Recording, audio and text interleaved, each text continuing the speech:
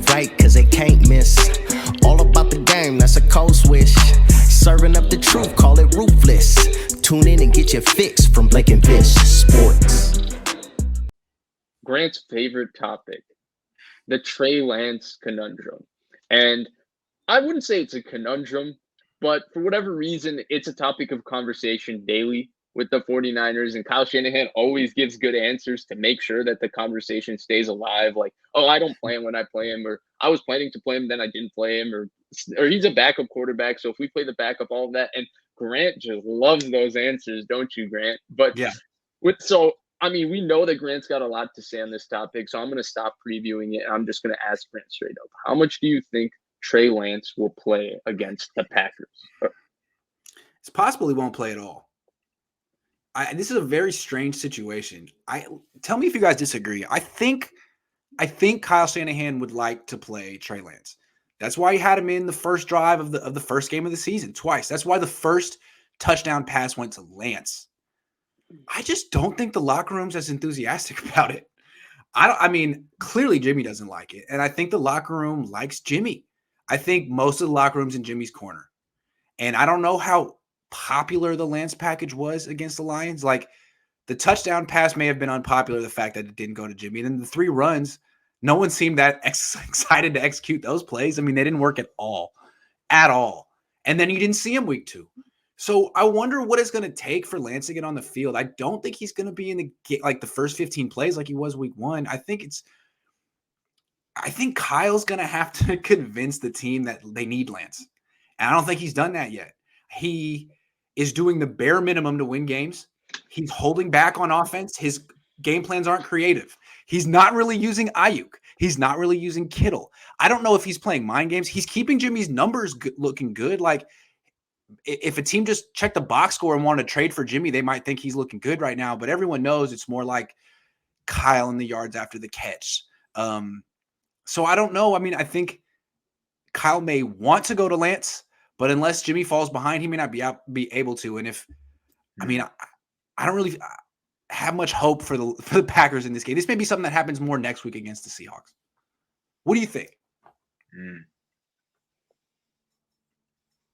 You ready to go, Vish? Yeah. I was gonna say, here's a situation where I can see Lance in, and I don't know if they'll get into this situation. Let's say their running game is struggling and they're in the red zone. I feel like that would be a pretty good time to implement Lance in the red zone, struggling running game. I agree. Why? That's a good call. He gives you the best chance. Read option. I mean, we saw what Kaepernick did in I don't know, 2012, 2013.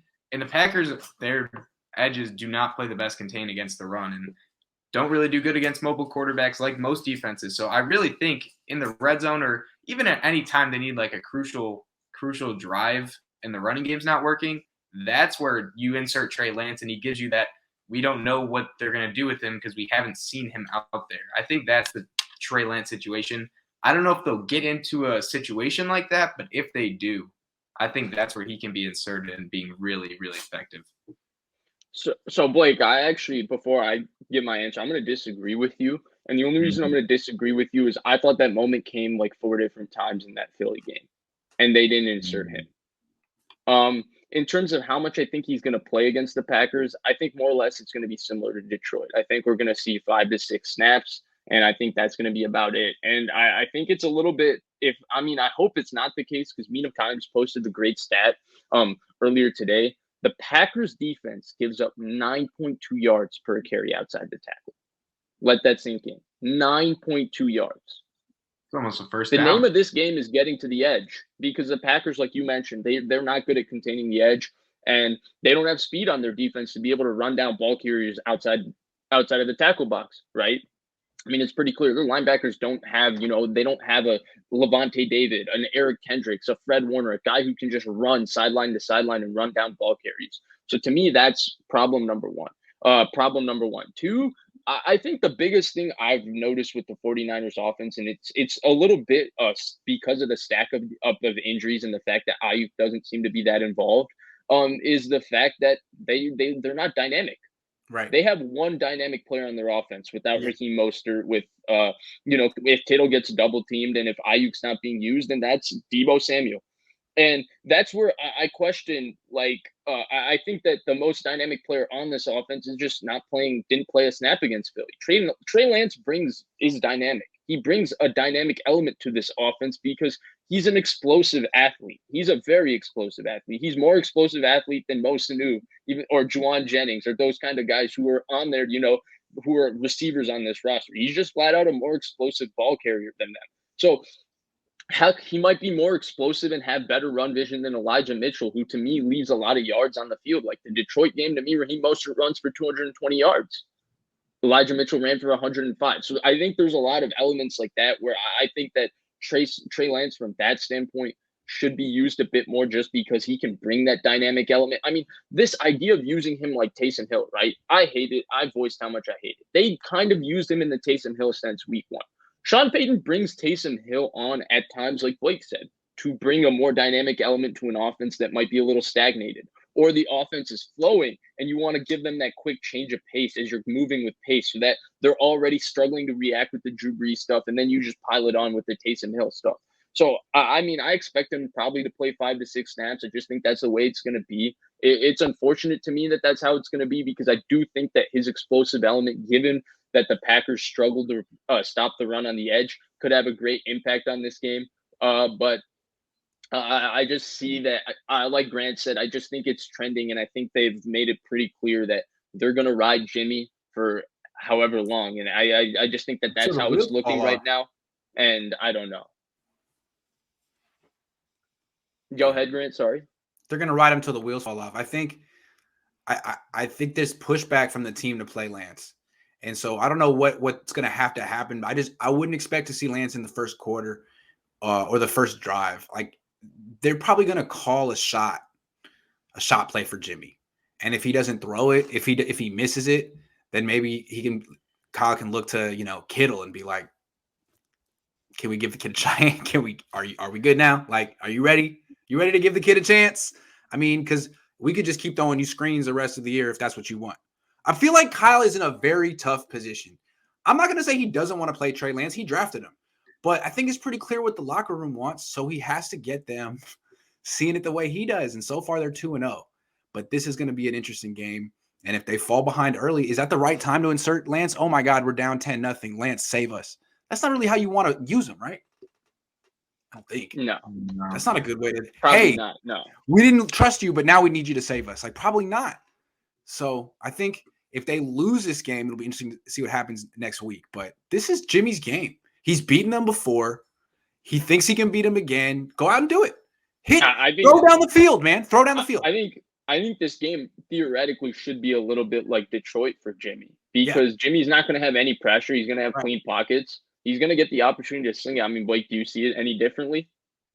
I mean, have you guys seen Jimmy on that Sunday Night Football? 4-0? Maybe 5-0? I don't know. I mean, he's looked pretty good. Like, real quick, the only thing about the Lions game is still he didn't go outside the numbers really more than 7 yards down the field. It was that one deep throw to Debo where he had one-on-one coverage against Okudah, who wasn't even looking for the ball. But even when he had all day to throw, he was pretty conservative. He did stretch it over the middle, but I mean, if the Packers can just do a coverage, like, cover one robber and just force him to go outside the numbers, the ball is going so slowly. They can recover. I think that for another reason this sets up is, to me, the Packers defense just doesn't have the personnel to stop the people from throwing over the middle of the field. If Jimmy doesn't want to throw outside, it's all good, because he's not going to be challenging Jair Alexander, which is probably the best thing for the 49ers. Right. The Packers linebackers are very poor. I think Darnell Savage is very inconsistent. I've never been much of a fan personally. I think he gets a little bit overrated because of very, very highlight reel plays, but consistently down in and down out, I think he's very inconsistent. I prefer Amos, who's consistently very solid, if not very good. But I think because of that, the Packers just don't have the personnel to stop them from going over the middle of the field, which is why I think this sets up so nicely for Jimmy. You got no pass rush. You got bad linebackers. You've got inconsistent safety play from one of their safeties. Really, they should have a field day. And you got an opportunity to run the ball, because I think Trey Sermon's going to have himself a day. I think Trey Sermon, I've just seen too much from Trey Sermon between college and the preseason for you to tell me that he's not going to be able to run the ball well. So I think the run game to the outside, though. I don't think he needs to. I think there's Well, going you're to be saying that holes. they give up 9.2 yards per carry to the outside. I don't know that Right, he's going to right. be the one to get out there. No, I don't think so either. But I don't Yeah. think if Mitchell played, Mitchell would be the one threatening the edges either. That would be a Raheem Mostert game where Raheem Mostert goes for another 228. You know, Maybe Chris Thompson off the practice squad. hey, he's a great receiving back, or he was 3 years ago. But more or less, before we move on, what I did want to say is that, like, I think it just sets up so brilliantly for Jimmy. Honestly, they're going to be able to run the football. Play action is going to be available. He's going to have another opportunity to have another great game on Sunday Night Football. He really does. It's setting up real nicely for him. And if he goes out and plays well, they should be 3-0. Yeah. Here's my question. Do you think 49ers hypothetically go 5-0, but Jimmy has a really bad fifth game? Like, these last couple of games, he looks bad. Do you think they put a Trey Lance, or that they should? Oh, I don't think they will at that point. Nah, man. I'm telling you, I think we're thinking about this a little wrong. Like, what's Kyle gonna do? What's his master plan? It's not 100% up to him. I know you think it should be, but I think, what does the locker room want to do? What does the team want to do? Yeah, they're in Jimmy's corner. I mean, it's pretty freaking obvious. The guy who was in Trey's corner, Jordan Matthews, he just got cut. Brandon Ayuk spent a lot of time with Trey Lance this offseason, not getting the ball. So I think it's pretty clear who's running this.